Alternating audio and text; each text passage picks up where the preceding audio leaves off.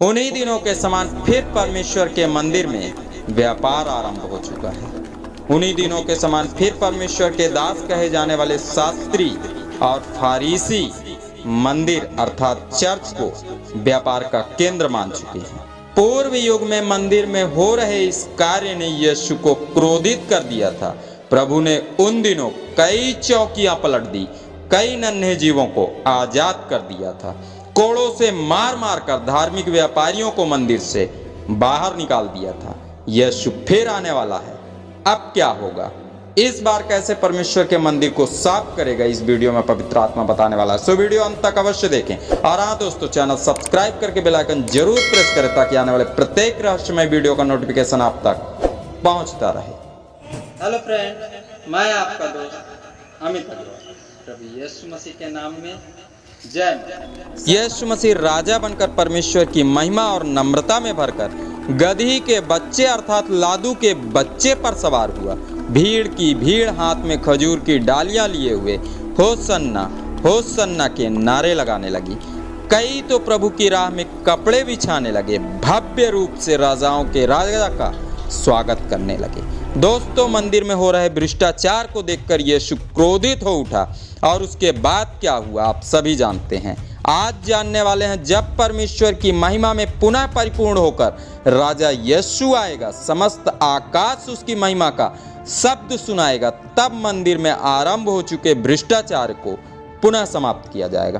प्रत्येक उस इंसान को जो धन कमाने के लिए परम पवित्र परमेश्वर के नाम को कलंकित करता जा रहा है, शास्त्री और फारीसियों के समान धर्म को व्यापार बनाता जा रहा है, आने वाले उन दिनों में फिर यीशु के क्रोध का सामना करना पड़ेगा।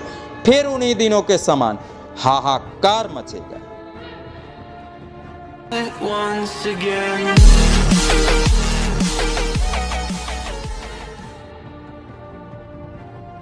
प्रकाशित वाक्य 13 अध्याय 4 पद। लोगों ने अजगर की पूजा की क्योंकि उसने पशु को अपना अधिकार दे दिया था, और यह कहकर पशु की पूजा की, इस पशु के समान कौन है, कौन इससे लड़ सकता है।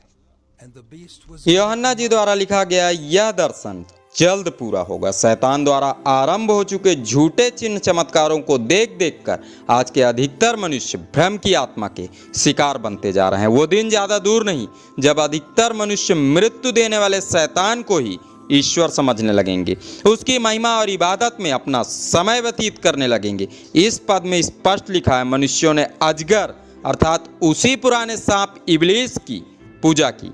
लूका रचित सुसमाचार उसके 4 अध्याय के 6 पद में लिखा है, संसार का सारा अधिकार सारा वैभव शैतान के पास है।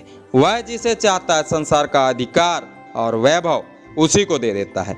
इस पद में आगे लिखा वचन बताता है, उसने अपना अधिकार पशु को दे दिया था, अर्थात आत्मा कलीसियाओं तक संदेश पहुंचा रहा है कि आने वाली भ्रष्ट सरकार को, जिसके प्रत्येक सहयोगी शैतान को सिजदा करेंगे, उसके प्रशासक को शैतान अपना सारा अधिकार दे देगा ताकि नए सिरे से पुनः परमेश्वर के कार्यों का विरोध कर सके, उस पर विश्वास करने वाले सच्चे विश्वासियों को प्रताड़ित कर सके, परमेश्वर द्वारा रची गई सुंदर सृष्टि को पुनः बिगाड़ सके। दोस्तों, इस शिक्षाप्रद वीडियो को अपने मित्र और रिश्तेदारों में शेयर जरूर करें ताकि आत्मा की सामर्थ्य से भरा यह आत्मिक ज्ञान उन्हें भी मिल सके। आइए प्रार्थना के साथ इस महत्वपूर्ण अध्ययन को अच्छी तरह समझने का प्रयास करें। आइए प्रार्थना करें। धन्यवाद सर्वशक्तिमान पिता परमेश्वर, हे राजाओं के राजा, प्रभुओं के प्रभु यीशु मसीह, हम आपका धन्यवाद करते हैं कि जब आज की इस पवित्र दिन में, इस पाप संडे के संदेश में प्रभु आप हमें समझाने वाले हैं कि प्रभु कौन धर्म के व्यापारी हैं और कौन पिता परमेश्वर आपके नाम को कलंकित करने का प्रयास कर रहे हैं, किससे हमें बचकर रहना है। तो प्रभु हमारी आत्मिक आंखों को खोल। तेरा धन्यवाद, तूने प्रार्थना सुना, यीशु के नाम में मांगते हैं, आमीन।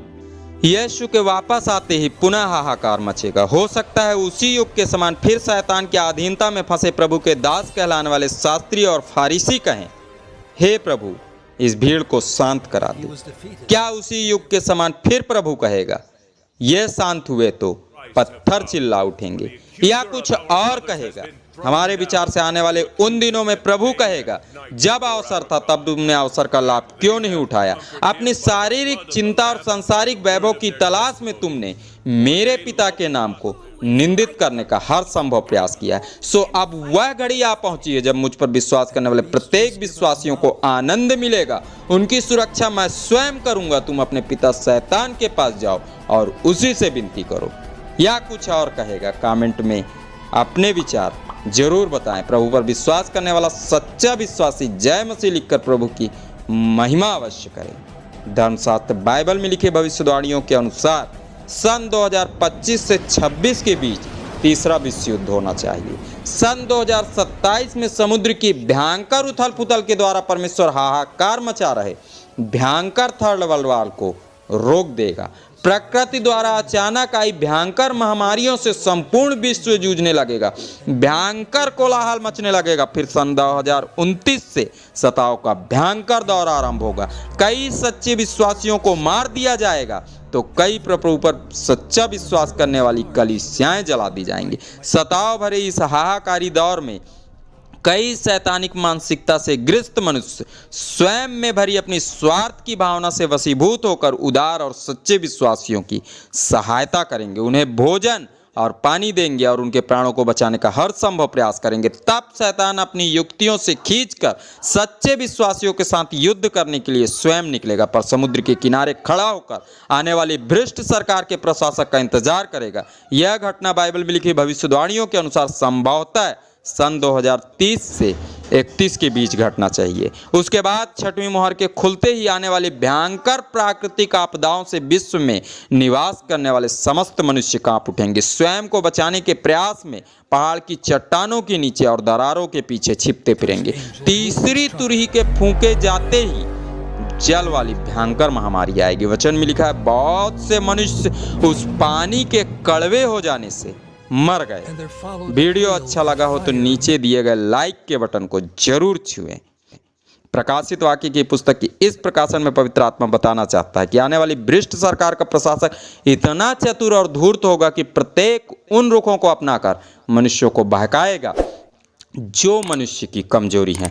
जैसे धर्म को अपनी आड़ बनाकर सच्चे विश्वासियों को सताएगा, तो अन्य धर्म के अनुयायियों को अपने धार्मिक अनुष्ठान पूर्ण करने का प्रोत्साहन देगा। सरकारी धन प्रदान करेगा ताकि धर्म के नाम पर मनुष्य स्वयं एक दूसरे से लड़े, इंसानियत का संहार करे। जब सताओं का भयंकर दौर चल रहा होगा तब धर्म के नाम पर आने वाली भ्रष्ट सरकार के कई मंत्री अपनी तिजोरी भर रहे होंगे और कई प्रभु के दास कहलाने वाले बड़े बड़े पासवान व्यापार कर रहे होंगे, धर्म के नाम पर धन अर्जित कर रहे होंगे, परम पवित्र परमेश्वर के नाम की निंदा कर रहे होंगे और आरंभ से सृष्टि को पीड़ा देने वाले उसी पुराने अजगर अर्थात शैतान की इबादत कर रहे होंगे, उसकी पूजा कर रहे होंगे।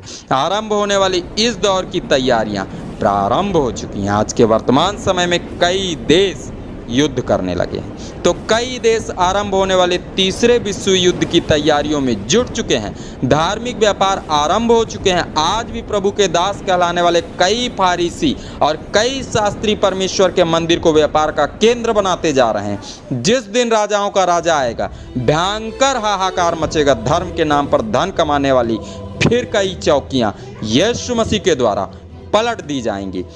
धर्म का व्यापार करने वाले प्रत्येक व्यापारियों को पुनः अपने पिता के घर से भगाकर प्रभु परमेश्वर के मंदिर को साफ करेगा। सच्चे विश्वासियों को आनंद, तो प्रत्येक झूठे और धूर्त मनुष्य को उसकी धूर्तता का दंड मिलेगा। दोस्तों, प्रत्येक मनुष्य को मिले हुए इस अनुग्रह के अवसर का लाभ उठाना चाहिए। व्यापारियों की अगुवाई में वचन का सच्चा ज्ञान नहीं मिल सकता, इसलिए पवित्र आत्मा को अपना अगुवा बनाकर बाइबल में लिखे आदेशों के अनुसार जीवन जीने का प्रयास करना चाहिए। आज के अध्ययन से मिले शिक्षा के पद को जरूर स्मरण रखें, जो रोमियो की पत्री उसके 8 अध्याय के 15 पद में पाया जाता। तो आइए इस पद को धर्मशास्त्र बाइबल से पढ़ें। क्योंकि तुमको दासत्व की आत्मा नहीं मिली कि फिर भयभीत हो, परंतु लेपालकपन की आत्मा मिली है, जिससे हम हे अब्बा, हे पिता कहकर पुकारते हैं। आप सबों ने इस अध्ययन को ध्यान से सुना। आप सबों का बहुत बहुत धन्यवाद। खुदाबंद यीशु मसीह के नाम में आमीन।